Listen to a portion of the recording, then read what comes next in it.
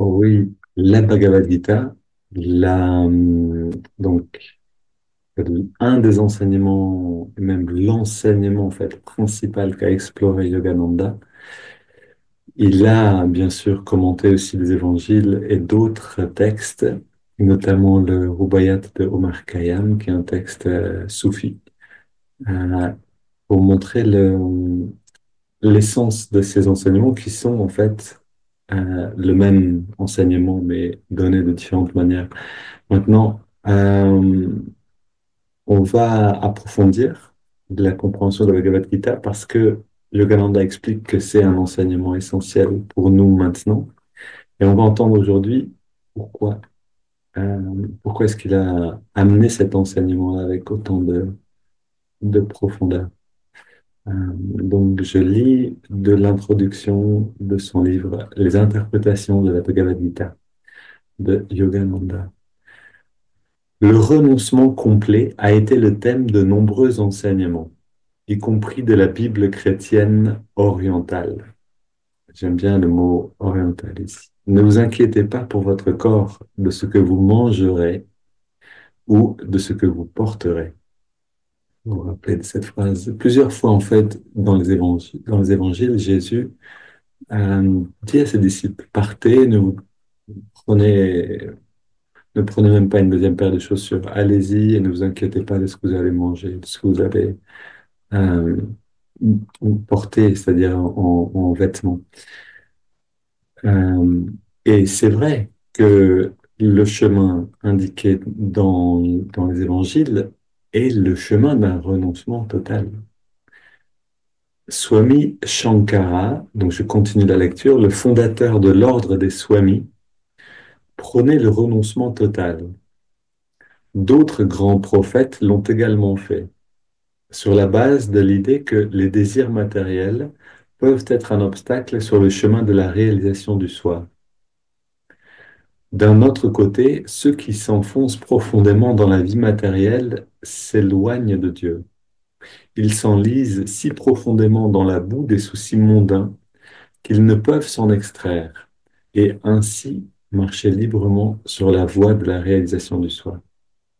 Pour éviter ces deux extrêmes, d'une part le renoncement total au monde et d'autre part l'immersion dans la vie matérielle, l'humain doit entraîner son esprit par la méditation constante, de manière à pouvoir accomplir les actions nécessaires et obligatoires de sa vie quotidienne avec la conscience de Dieu en lui.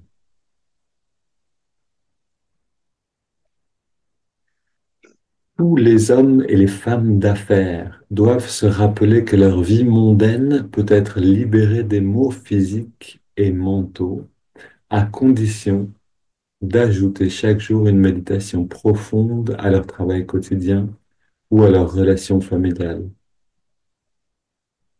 La doctrine de la Bhagavad Gita se présente comme la seule doctrine adaptée à notre vie moderne affairée et pleine de soucis. Travailler sans la paix de Dieu, c'est l'enfer. Travailler avec la joie divine jaillissant sans cesse dans l'âme, c'est porter avec soi un paradis portable où que l'on aille. Être constamment inquiet dans une vaste demeure, dans une vaste maison, dans une vaste demeure, c'est vivre en enfer. Habiter une cabane délabrée avec cette paix intérieure infinie de l'âme, c'est le vrai paradis. Que l'on soit dans un palais ou sous un arbre, nous devons toujours porter ce paradis intérieur avec nous. Ainsi, la doctrine de Krishna cherche-t-elle à enseigner à l'homme d'affaires moderne une recherche avide de toujours plus d'argent, une immersion toujours plus profonde dans un travail avec attachement ou aveuglement engendrera la misère. Le renoncement extérieur aux choses matérielles, tout en conservant un attachement intérieur à celles-ci, mène à l'hypocrisie et à l'illusion. Il faut être véritablement convaincu dans son cœur que la joie divine de Dieu est préférable au plaisir des sens. Alors ça montre déjà j'allais dire la justesse, en fait,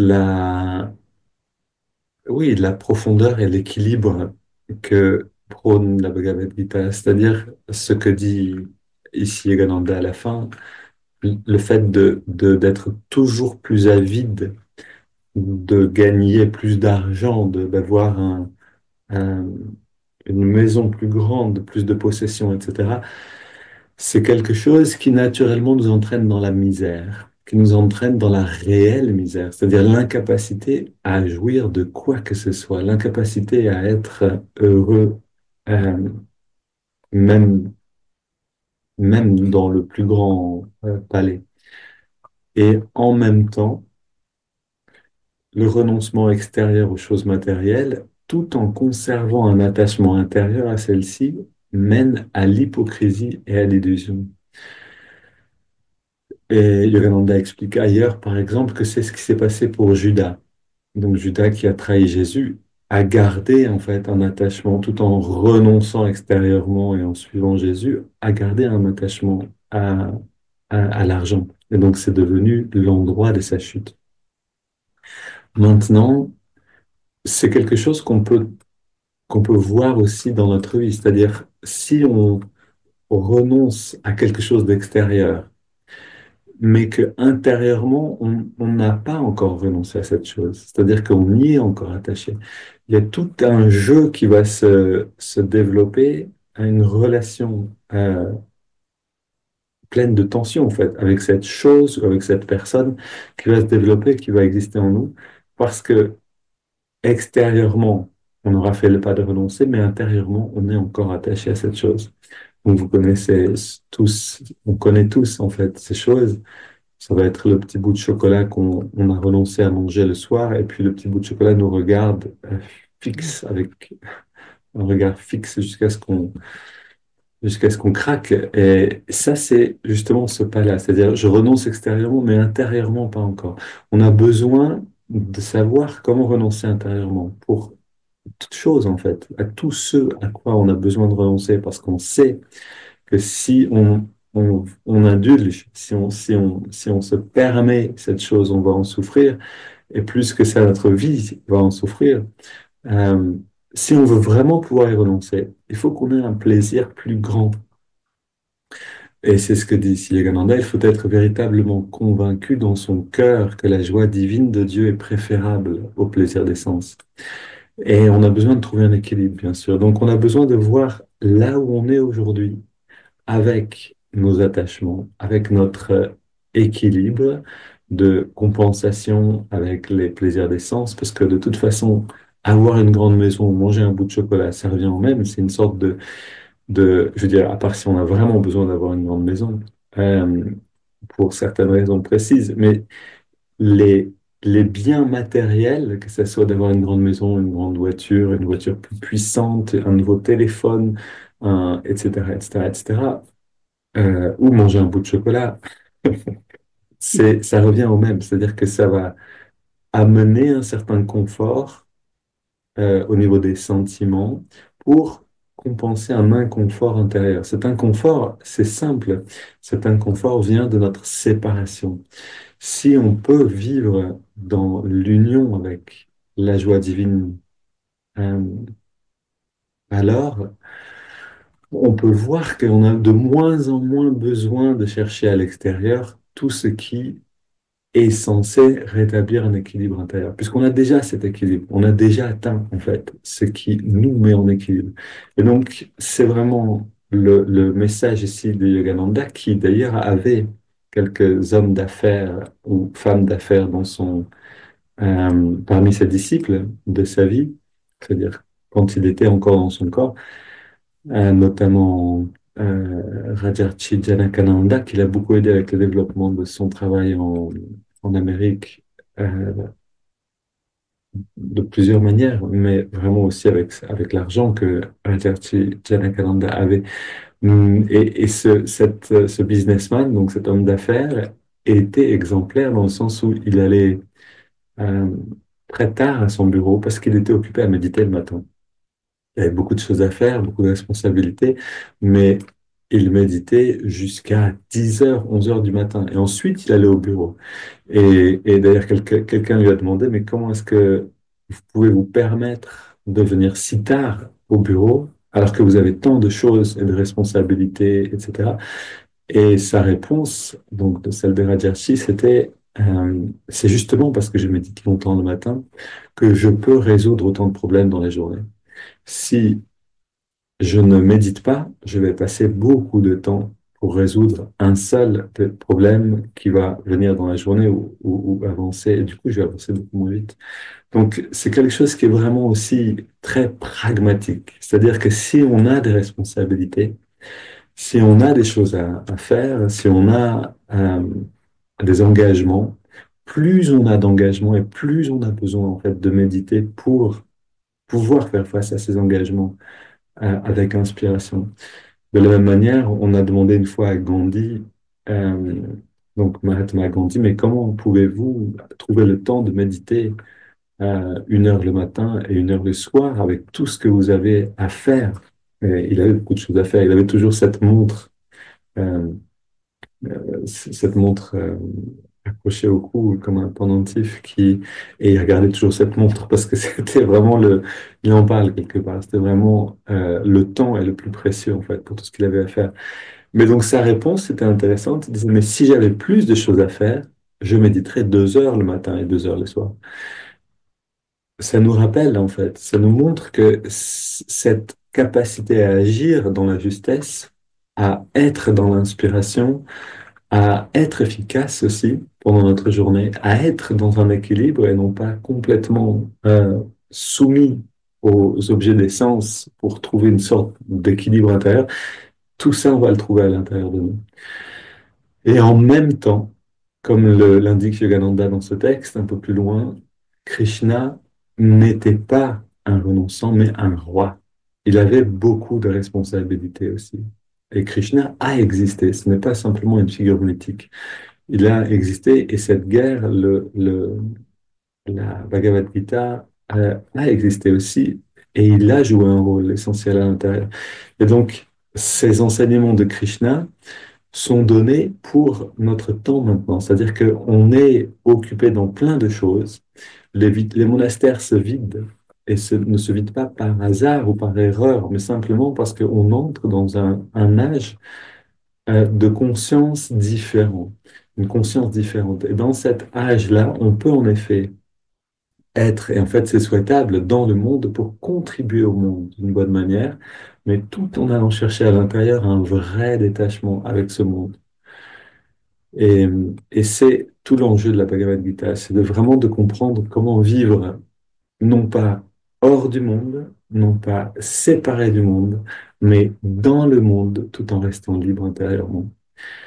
Et c'est ce qu'on va explorer ensemble donc dans les prochains jours, j'allais dire prochaines semaines, très probablement. En tout cas, demain, bienvenue samedi matin pour les 700 à 9 heures sur la Bhagavad Gita. Ok, maintenant, entrons dans la pratique de tout ça. On prend une grande inspiration qui nous redresse, qui redresse le dos. On garde un dos bien dressé et on expire en se détendant. Rappelez-vous que pour avoir un dos redressé, il faut que les genoux soient en dessous du bassin. C'est un petit peu la clé. Encore une fois, on inspire. Et on relâche tout à l'expire.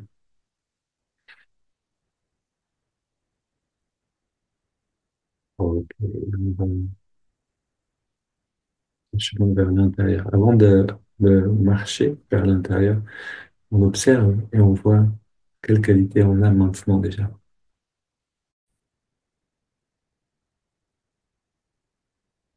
Et dans cette qualité d'intériorité qui va grandir avec chaque technique, à chaque instant de cette pratique. Donc, on va dans les préparations, dans les termes du dos, en observant cette qualité grandir au fur et à mesure. Donc, on inspire, on entrelace les doigts, expire les mains vers l'avant et on arrondit le dos. Inspire, on étire vers le ciel.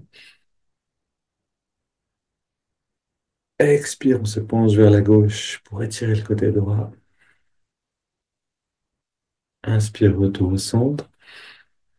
Expire, on se penche vers la droite. Et inspire, retour au centre. Expire, on se tourne vers la gauche. On pose les mains, on soutient la rotation.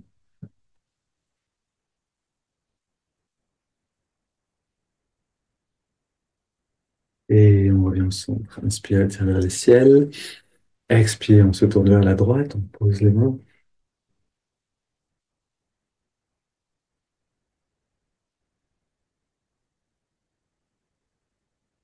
On fait une grande respiration et on revient au centre. On pose les mains derrière nous. On se penche vers l'arrière en resserrant les épaules et les coudes en arrière pour ouvrir la poitrine. Quelques grandes respires, aussi profondes que possible.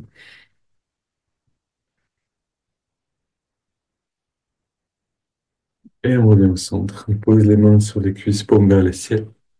Retour redressé, détendu, les yeux fermés.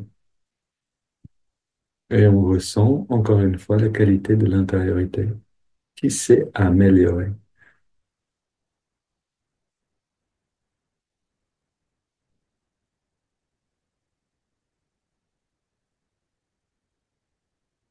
En fait, si on peut sentir,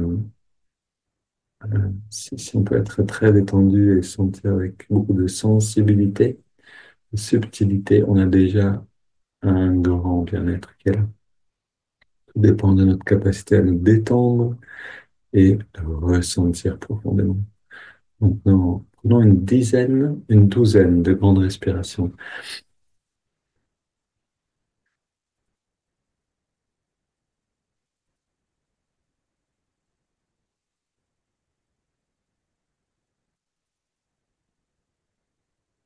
Venez, expire par la bouche, toute l'amplitude.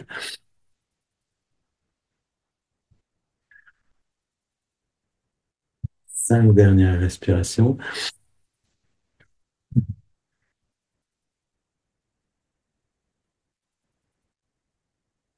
2 dernières.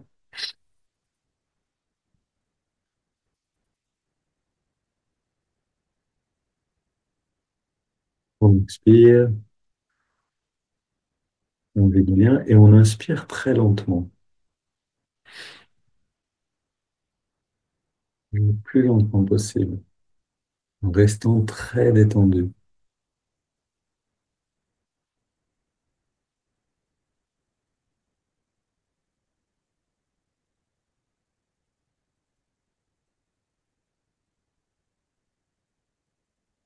Puis on garde l'air à l'intérieur et on détend tous les muscles au maximum. On détend encore plus, comme si on était en apesanteur. Puis on laisse l'air sortir dans cette détente. On arrête de respirer quelques instants pour explorer le bien-être et la subtilité du corps d'énergie.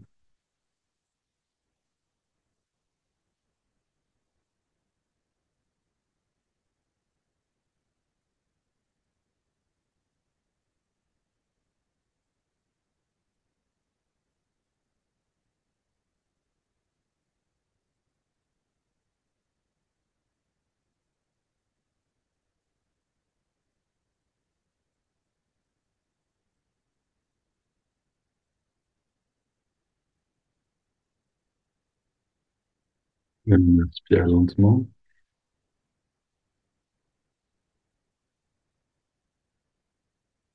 on remplit bien les poumons, on amène toute la tension là-haut, au niveau du lobe frontal, on gonfle le ventre, on contracte le périnée, on redresse le regard un peu plus. On relâche tout et on expire naturellement. On laisse le corps respirer de lui-même et encore une fois, comment l'intériorité s'est améliorée encore.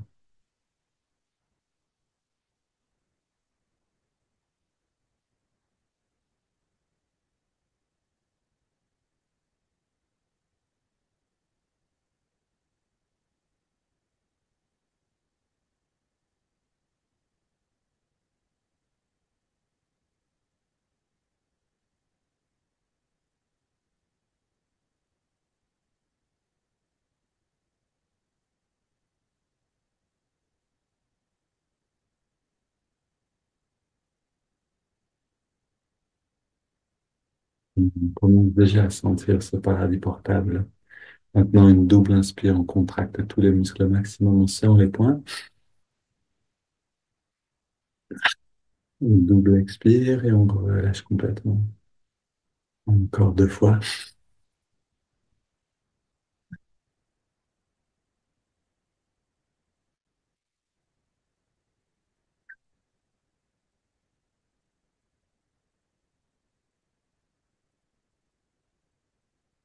On reste dans la détente, dans l'immobilité la plus totale.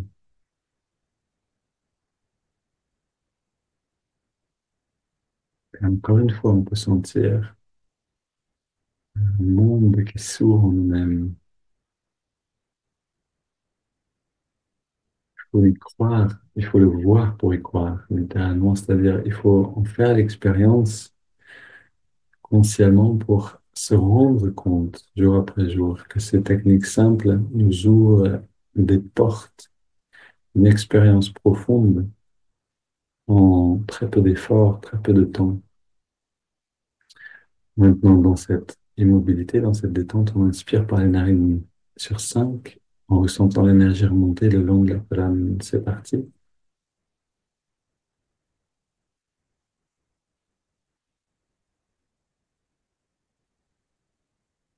On garde l'air dedans, on concentre l'attention dans le lobe frontal,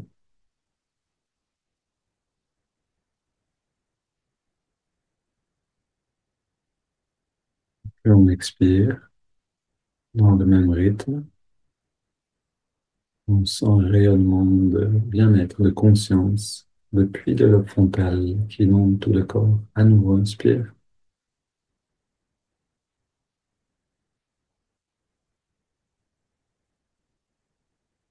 on garde l'air dedans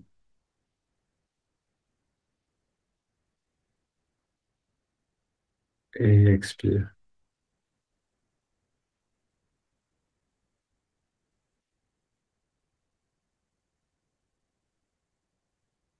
Inspire,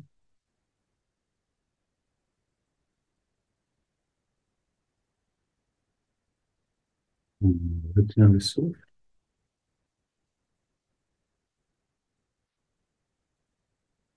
et expire. Une bonne pratique ici, c'est de sentir la différence à chaque fois, à chaque cycle, à chaque fois qu'on expire. Inspire à nouveau, dernier cycle.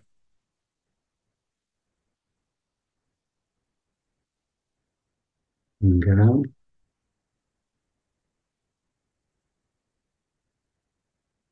expire.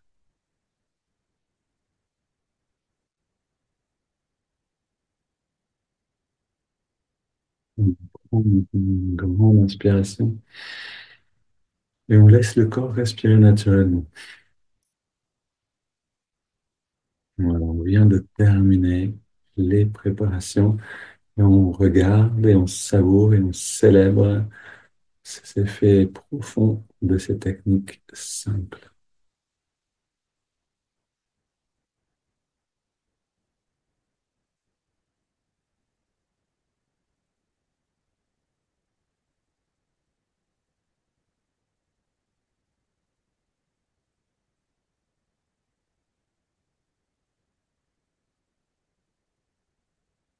On mène l'attention dans les narines et cet endroit-là, là où on sent l'air le mieux dans les narines, on ressent la fraîcheur de l'inspire et la tiédeur de l'expire. Il faut devenir conscient de ce contraste-là.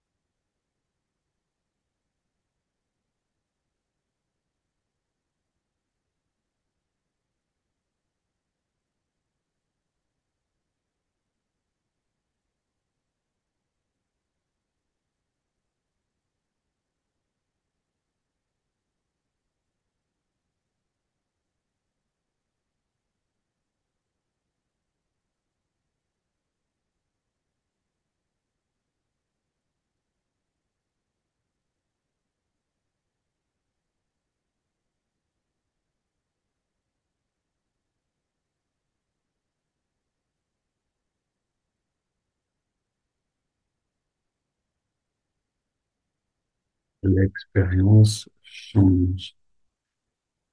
Observons le changement de la perception.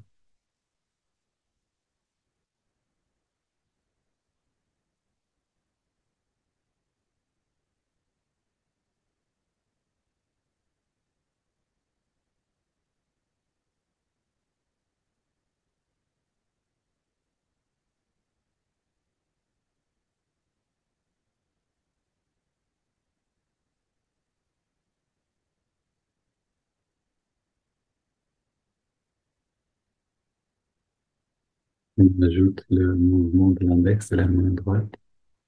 Chaque inspiration naturelle, l'index revient un tout petit peu vers la paume. À chaque expiration naturelle, on relâche complètement l'index.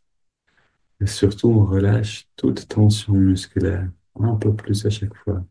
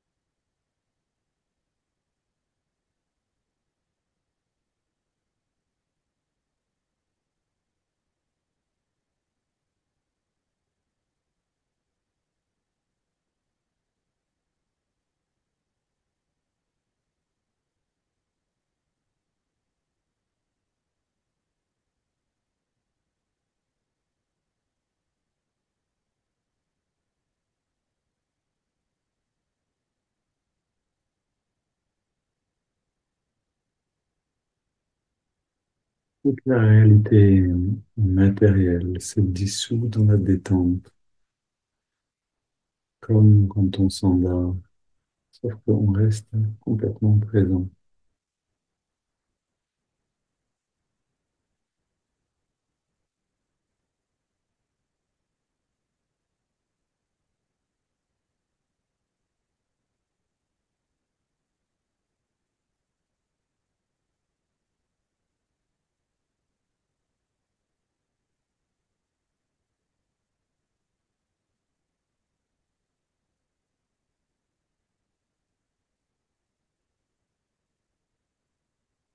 On ajoute maintenant le mantra Nam So, on accompagne l'inspire et So accompagne l'expiration naturelle.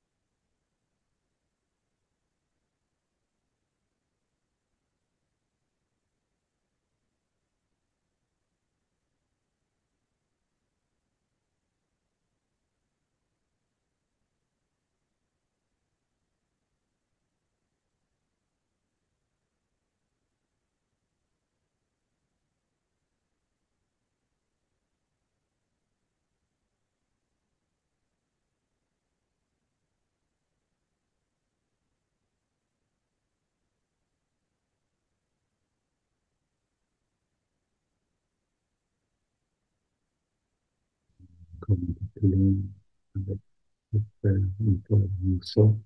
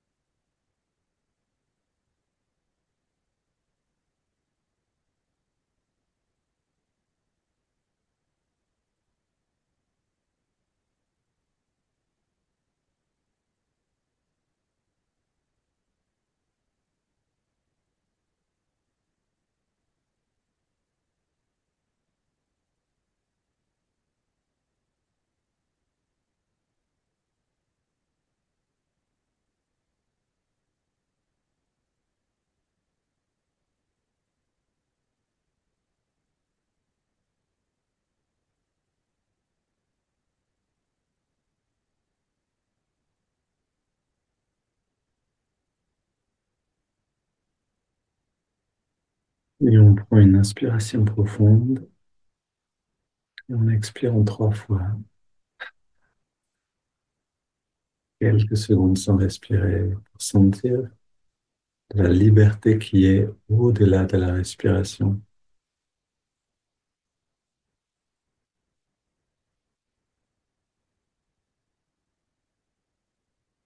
On laisse le corps respirer naturellement. On abandonne les techniques de concentration.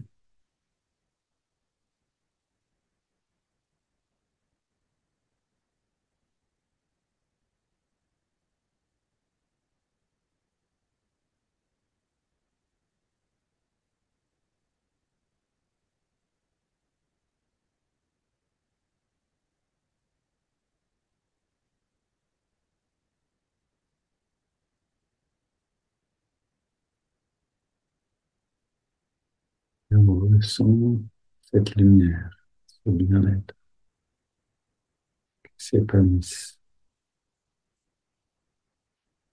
comme une lumière avec une intensité de plus en plus forte en nous.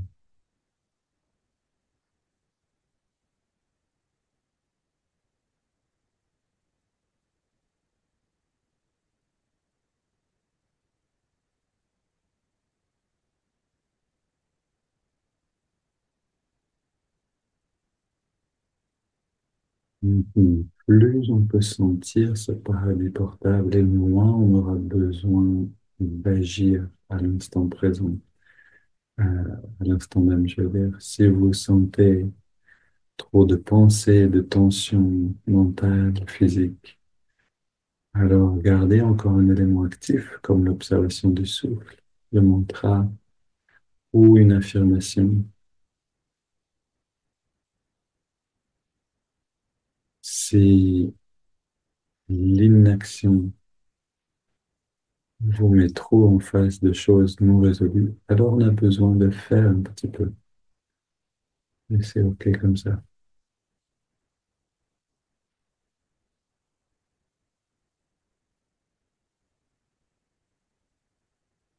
Si vous pouvez rester immobile et sentir le bien-être, alors observez-le simplement et laissez-le rayonner au-delà du corps.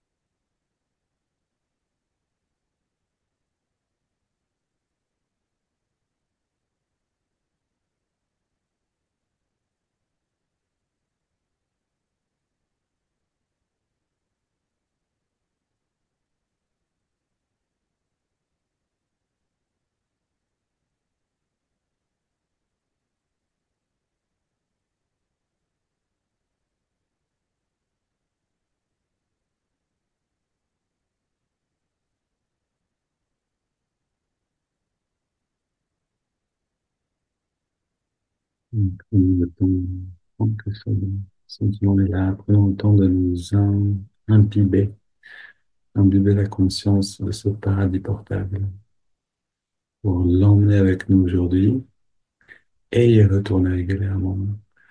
Une belle journée à tous et à demain à 9 heures pour ceux qui souhaitent se retrouver autour de la Bhagavad